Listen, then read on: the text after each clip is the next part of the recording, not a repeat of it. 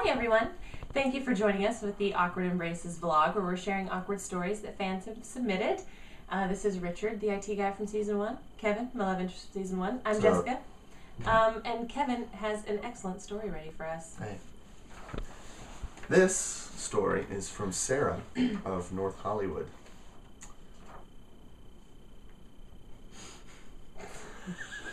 Little bunny hopping. I was thinking the same thing. I hope they watched the previous one, otherwise that's not going to make any sense. No, not at all. So Sarah says, I met a guy at a party. A friend of a friend who was in from out of town and staying with my friend. My friend, she says, Friend a lot. She's She's got not it. friends. But She's it's not my all girl. but it's all referring to the same friend. So my friend wanted to leave early, as she was tired, and asked me if I could give the guy a ride back to her house later. I said sure, as he was kind of cute and he seemed pretty charming. We didn't talk much while at the party, but on the way home he suggested we go to Cantor's for coffee, and I said sure, exuberantly apparently. En route, he talked about how he hopes there's something on their menu he can eat since he's a little hungry and is gluten intolerant. I have a number of other friends with the same issue, and I know Cantor's has safe things like fruit and such, so no worries. We get there, sit down, and he promptly orders a bagel. A bagel. Holy gluten, Batman. It's actually pretty good. She wrote Holy gluten, Batman. Ate the whole thing, too. I, being the queen of confrontation avoidance, made no mention of it. Then we start chatting. He tells me how delighted he is that I agreed to coffee with him. You see, he knew from the moment we first made eye contact that I am his soulmate and should begin planning to move across the country to be with him. It's only the bagel talking. It's like getting drunk with the glutens and whatnot. So I should start planning to move across the country to be with him, and he hopes that I don't want children. Wow. He can't have kids, you see, because he hates them and had a vasectomy in his 20s to prevent ever having them. And recently had his decision reaffirmed by a psychic who... Give the guy a chance. Just gets better. He's spiritual. Alright.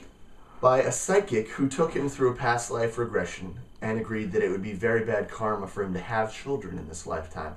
You see, since in his previous incarnation he was a serial killer of small children. Let's not jump to conclusions. Alright? You know, that's what I want to hear when I go to someone who I go to help me down the path of life. I want them to say, you know, you used to be a serial killer. I know that always... Positive being, you're not anymore. Fair point. And we don't know. Maybe the kids had it coming. Freaking brats. We needed them anyway. In his No previous offense to incarnation... people. We don't want to offend any children out there. Or parents of children. Who hopefully aren't watching this. In his previous incarnation, he was a serial killer of small children. Okay, seriously, dude, do I have to say it? First date rule number 1, do not admit to having been a serial killer in any way. Thank you. I always thought first date rule number 1, don't wear white after Labor Day. That's That's would be only a in the South. completely different thing. yeah. It's different California. Okay, a little bit more A bunch of liberal. hippies out here, dude. So still, I felt obligated to drive him home. Fortunately, it wasn't far and it was late, so there was no traffic. And I'm not a child. There wasn't much of it. The danger level was still pretty low at this point. I got him to my friend's house as quickly as possible and said, "Good night," and he leaned over to kiss me. I pulled away. I'm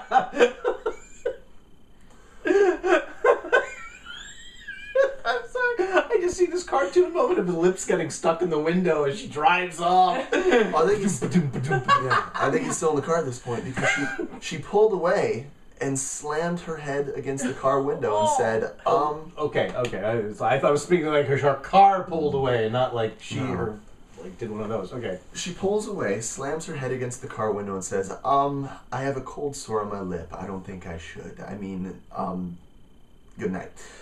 That's fast thinking. I'm Good pretty job, impressed with that. Good job. Sarah. He looked at me all bewildered and got out of the car, saying that I had totally disrupted the energetic field around us and that he was no longer sure about the whole soulmate thing. His soulmate would not have cold sores. Then he left. Thank God. Okay, wait.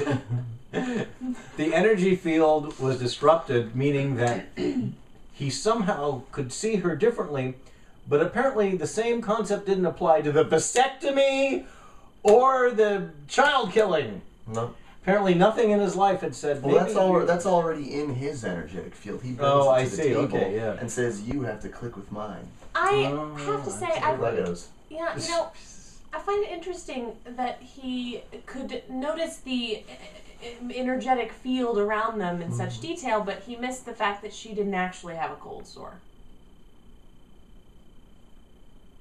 Fair point. I was assuming it was dark. But they went to Cantor's. Cantor's isn't dark. This is but in her car though. Afterward. But wouldn't he have noticed? Oh, it you might have noticed before? the cold sore at Cantor's. I see your point. At some point. Depending what she was eating. He was probably too distracted by the faces of the murdered children haunting his every moment. Because they didn't have cold sores. He wouldn't kill a child. Oh, No, because if you kill a child with a cold sore, it disrupts your energetic field. That's right. I'm going to go ahead and nip this one in the bud. Let's see Before we why. keep talking about killing children. Thanks for watching. Please don't Bye. judge us. Bye. You can go with me.